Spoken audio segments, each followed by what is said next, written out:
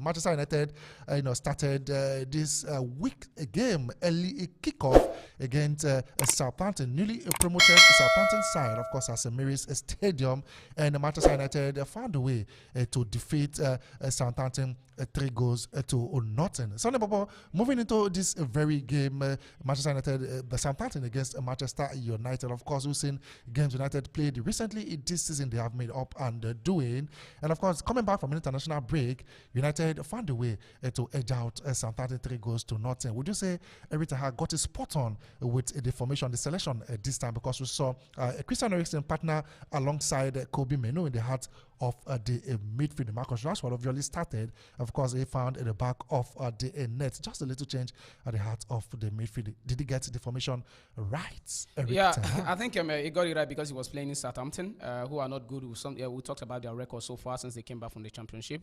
We saw how they've been playing, how their opponent was a man down, and they seek him. That was Newcastle, and Newcastle came from after being 1 man down. They won that game, and Southampton have not been up and doing since they came back. So he got it right because he was playing much. He was playing Southampton. He was playing a bigger. Maybe let me say Aston Villa, or he was playing at West Ham. This wouldn't be this wouldn't be the question that you'll be asking Solophyt. So we saw what happened. We saw when the game started how Southampton were controlling the game. Not until they missed that penalty, and then of course 2.5 minutes, Manchester United were able to get the first goal and all that. So we saw everything that happened. So I don't think Erik ten Hag said it. They were lucky that they got Southampton immediately after the international break. So let's see how I go with all that thing. But with the performance they played today, with Manchester United played today, it is not up to standard as a team befitting of Manchester United standard. It's not up to standard. So I think they were just lucky because they had the Southampton to play. Some people will say it is just Southampton, but they were promoted from the Championship to the English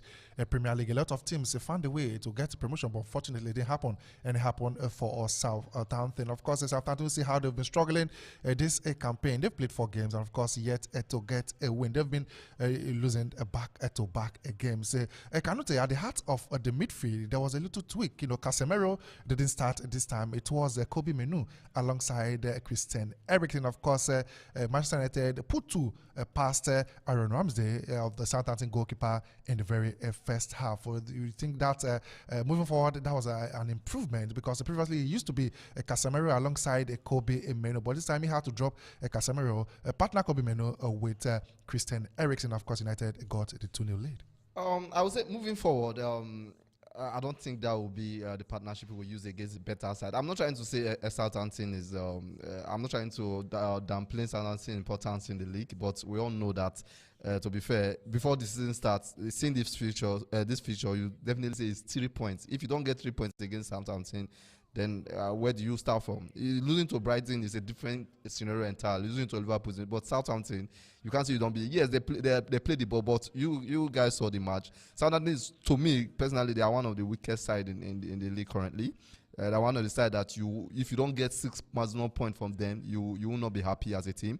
I think that midfield against a better side, I think that midfield will be exposed. To be fair, against a better side, Southampton, they may play the ball, they may be good, but they were not effective. They didn't get a goal. You're talking about the midfield. Manuel Ugarte is new to the English Premier League. This is the first time. Do you think he's the coach, Erik ten Hag, wants him to adapt fully life at Manchester before giving him games to start? He came up in that very game, but he didn't obviously start the game. Okay, yes, you can bring in him, but I feel that if you want to give a player confidence, I think this is the game probably you should have started Ugarte. I don't understand the reason that Eriksen is yet to play for Manchester United this season. I think it's different. It's a different situation. Eriksen is more of an attacking midfielder. He plays at that position. But I just feel that if there's any game you have to give Ugarte the feel of Premier League, this is the game. Okay. You don't put him because if you look at the Europa League, I don't know probably who they are playing the next. But if you look at the next Premier League game, it's Crystal Palace away. You wouldn't expect to have the same kind of against Crystal Palace or Southampton. Exactly. Yeah, Southampton. I just feel Southampton is one of the teams. I'm not trying to kudos to you have to win the game and you won it actually. You won it convincingly. So the most important thing is getting the point. But in terms of performance level, I didn't actually see the game. But in terms of performance level, you don't even really need a big performance to actually get the result against the likes of Southampton. Newcastle did this with a man down, and they got the 3 points. So, but it's a good point. The point that the Manchester United were supposed to get. But moving forward, like you said, you don't put Eriksen, Fernandes, and Menu against a better midfield. No line breaking midfielder. Yes, against a better side, they will definitely exploit. And you know, Manchester United, even when Casemiro is there, Ugarte may be there. It's not, you know how it's not even compact yet. But then trying this against a better side, a well-equipped side. You, Sonny Bobo and Kanute, you've talked about how Eric Ten Hag should be helping Marcus Rashford by dropping him. But this time, he still went ahead to start Marcus Rashford. But fortunately for him, he found the back of the net. Yes, he found the back of the net. That was a good one for him. But before that, we saw how he was still being the Marcus Rashford that we just knew, that is not up and doing, that's not playing so well. So I don't know why he always decided to start this guy, even when he's not playing so well. We saw what is his name, Garnacho can do off the bench. So I don't know why he's still starting Marcus Rashford. But apart from the goal that he scored, there was nothing else for me for Marcus Rashford. Even a couple of times he had opportunity to square in the ball, to pass the ball for the opponents in the middle of the in the 6-yard box or in the 18-yard box, but he didn't do that. He just tried to shoot and want to score the goal. So I don't think it's right for him to be starting Marcus Rashford, because we saw. But he got the goal. He got the goal. Yes, he got the goal. Fine, beautiful. But apart from the goal, what else? What else did he do? Did he contribute any other? For me, nothing. So starting Marcus Rashford for me is a no-no. Why not Garnacho then in the second half? Maybe we'll see Marcus Rashford coming on. We see anytime Alejandro Garnacho comes off for United, he always makes something to happen. He got a goal at the dead of today's game. Moving forward, is Rashford retain that spot, because it's looking like he's beginning to gain momentum, confidence for the position that he currently plays. It's a two-way team.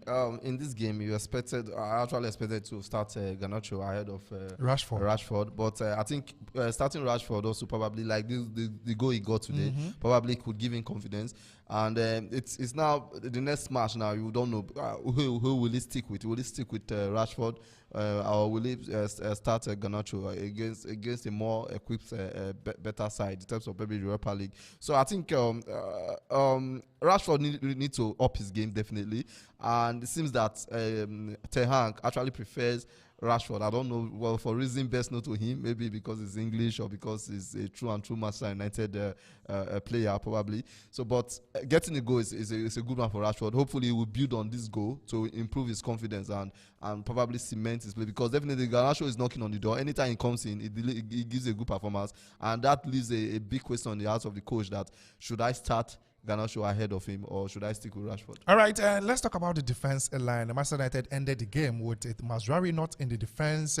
Matters the leads, of course, the goal scorer not in the defense, and of course, Lisandro Martinez not in the defense. Of course, he ended with a partnership of Diogo Dalot ended the game. He's the only defender. He was the only defender that ended that very game. Of course, Johnny Evans came in. Harry Maguire came in. Of course, Casemiro came in to complete that Murphy. We've been talking about why Eric Ten Hag constantly makes defensive changes, taking up a defender and bringing in a defender. Of course, it happened this time where Martinez sometimes had to go to play the left back position. Of course, Diogo Dalot played from the right back, but injury happened.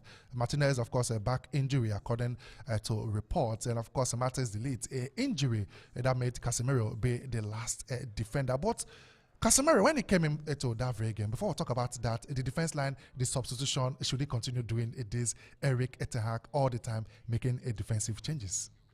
I don't know why, because we saw the game together. I was like, what is going on? Why is this man? You're supposed to be going, because in the first half it was 2-0.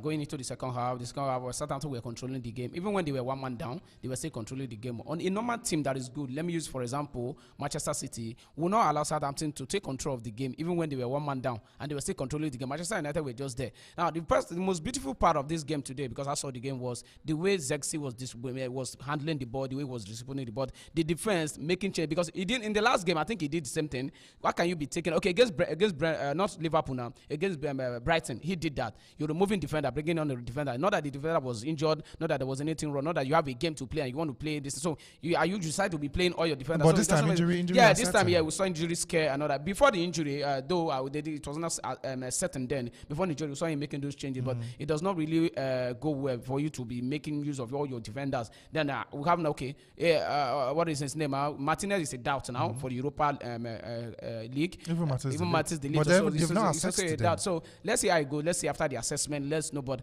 the way he keeps he's rotating the defenders, the way he changes them, it does not really will stick to the one. Let's know. Okay, these are your centre backs. These are your left back. This is your left back. Okay, that one is certain because we know that Mazzari is there. We know that Dalot is playing off position because there's no Trey Young is not there, and the other Dutch Luke Shaw is not there, and the other Dutch player Malacia is no longer there. So let's stick with your centre back. Who are your real centre backs? So I think it's high time every time let us know the centre back, because if you keep changing them like this, they won't know themselves. The unity will not be there between them. The synergy will not be there between them. So you have to just bring it. Let's know this, your starting lineup. Yes, let's know your best centre back, the two that you are starting with. I cannot looking at the Manchester United side, of course, heavy criticism on the part of Casemiro because of the last game against Liverpool, and now Casemiro came in as a defender, but immediately he came in, he started orchestrating from deep. Still has the qualities as a very the Casemiro we knew that played for Real Madrid, because like we've seen in recent times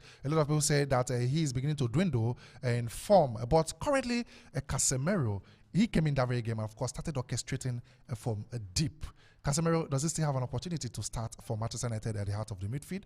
Oh yes, he does, and he's also a backup in terms of they have defensive issues, just like what happened today. But I think the coming of Ogate and it only makes for competition, and what competition brings. Competition normally, as a professional, brings out the best in you. So he's a kind of player that can fill in when there's a defensive issue. So yeah, he still has a future. That's why they didn't allow him go, because there were rumors towards the end of the Turkish and Greek transfer window that they wanted him. Some Turkish club were linked with him, but Manchester United said no, he will stay. They wanted to stay. So he still has a big role. His experience is still vital in the team. So he might not start most games, but definitely sometimes he may come in to probably steady the ship when they need his experience. All right, let's talk about Southampton before we move forward. Looking at the squad, they have players, of course. Archer missed a spot, a kick. Andre Onana, rose up to the occasion and stopped that ball from going to the back of the net. Even with the second attempt, he was able to stop that very ball. What should they change? They have a quality goalkeeper in Aaron Ramsdale. What should Southampton change for them to start getting a desired result? Because as it stands now, it's looking very, very terrible for them. 4 games yet to get a point. They've been conceding in all these games. Of course, they lost all the games. So moving forward, what should be the tactical change or this drastic change that the club ought to make to make Southampton remain in the league?